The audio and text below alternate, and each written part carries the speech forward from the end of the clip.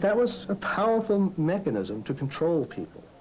It was an incredible effort to get people to abandon what might best be described as the pre-industrial, pre-mass production culture, and to readapt themselves and their lives and their habits into a much more modern,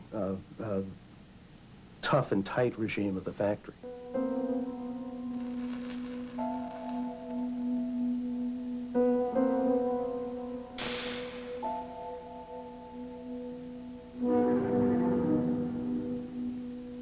Today, robots have replaced many repetitive jobs in car manufacturing around the world. They're the natural progression of the Fordist system. No more sociological department, no more messy industrial relations, just machines that can be turned on and off at will, that'll follow a set of rules without complaint.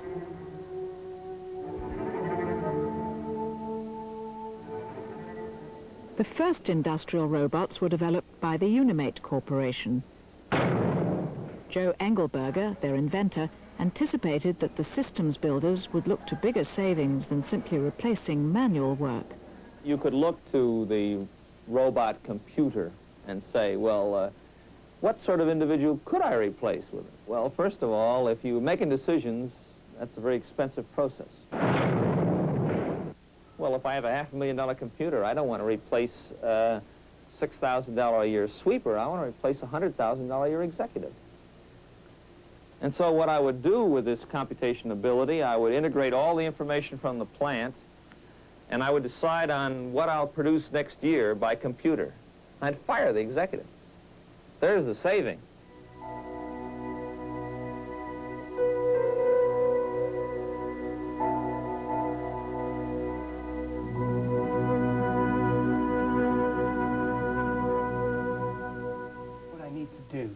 Get inside your mind. We're trying to develop an expert system. This is what's called a knowledge elicitation session. A knowledge engineer is questioning a quantity surveyor, a professional whose job it is to cost the construction of buildings. He's gleaning from him his know-how, his expertise. It's also called mining.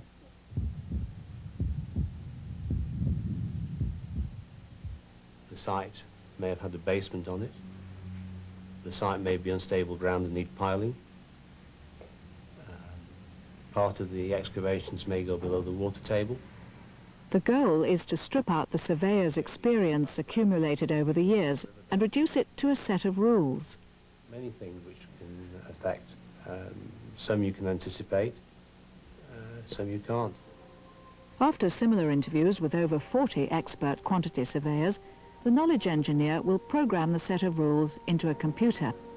The system has a single purpose: to allow less experienced quantity surveyors and other building professionals with no surveying experience to tap into the expertise. With Fordism, and more particularly with Taylorism, the skill and competence of a manual worker was built into the machine, built into the system. But we now find an attempt being made to do that in a whole range of intellectual activities. All areas of intellectual work, indeed all areas of human endeavor, are now being subjected to the same type of rationalization. The system makes the professional more efficient, a half-day's work reduced to a matter of minutes. Like early computers, they took the drudgery out of calculation.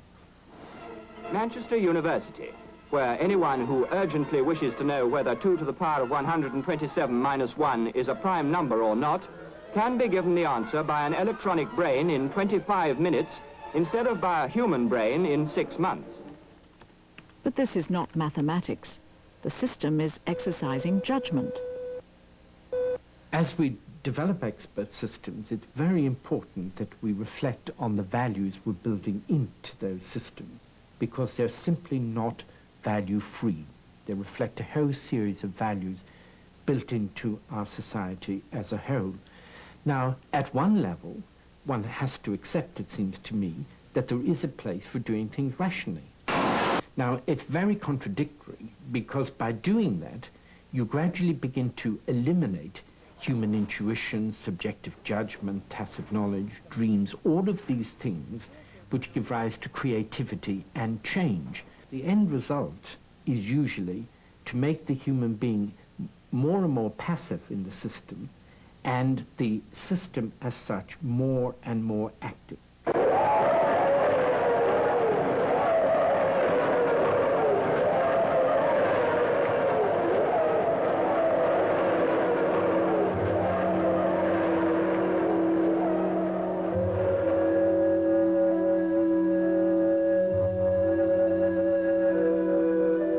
2 miles from the River Rouge factory stands Henry Ford Museum and Greenfield Village. It's a dream world.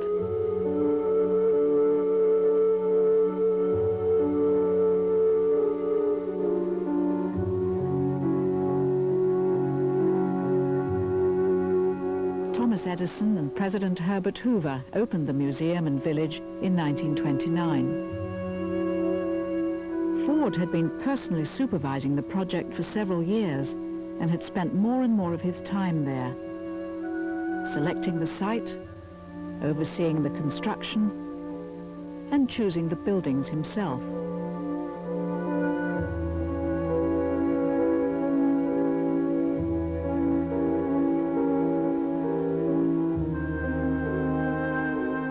The village is his memorial to 18th and 19th century life and ingenuity.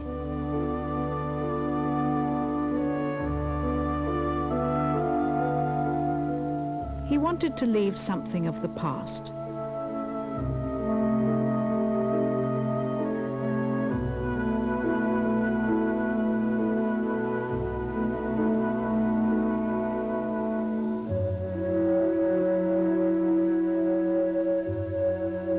Henry Ford.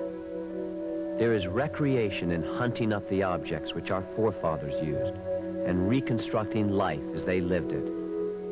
They knew how to order some parts of their lives better than we do.